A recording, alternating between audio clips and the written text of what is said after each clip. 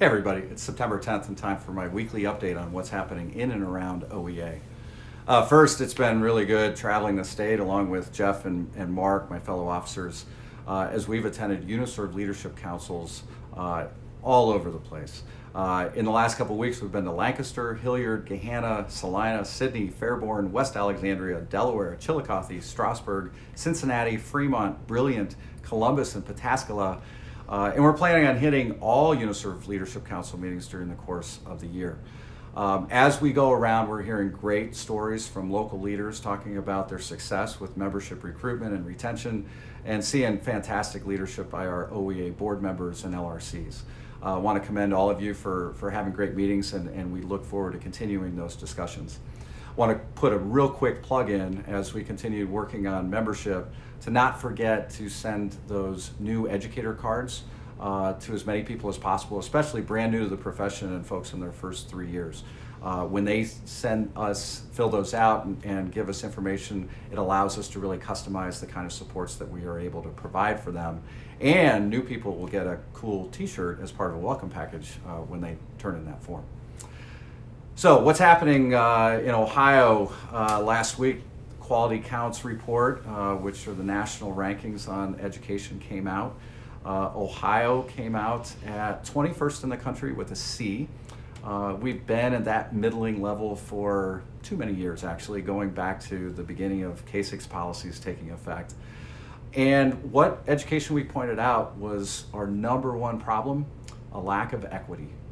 We rank 48th in the country in terms of the gap that exists in academic success between our wealthiest and poorest students, and 39th in the country when it comes to our school funding gap between wealthy districts and poor districts. We need to fix that. We still have an unconstitutional school funding system. Representatives Cupp and Patterson are working on that. They're not quite there. Analysis shows that more work needs to be done to make sure that we address equity and adequacy of school funding, but we're going to keep making that push. Also legislatively, we're looking at the continued effort to repeal House Bill 70, the failed state takeover law. I'll be giving testimony on behalf of OEA and the Senate Education Committee, where we talk about the importance of making sure that Youngstown, Lorain, and East Cleveland all have viable paths out of academic distress commission control, to make sure that all of our collective bargaining rights are protected, and to make sure that all educators, especially those in districts that need extra support, have a voice at the table as important school improvement decisions are being made. We'll keep you posted on how you can stay engaged in that work.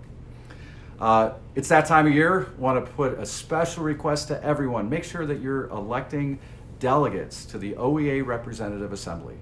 You have a deadline of October 10th to make sure you conduct your local elections, and October 15th for getting those reports into us, which this year you can do electronically. Contact William Baird if you have any questions, but we'd love to have a full complement of delegates at our OEA and district representative assemblies this year. And finally, I want to give a special shout out to a very, very unique special member. Her name's Mary Butler. She was featured in the Columbus Dispatch last week as she enters her 61st year in the classroom. She works at the Ohio School for the Blind and is a proud member of SCOPE, the State Council of Professional Educators, and OEA. We really appreciate all she does for students and her continued persistence in the classroom.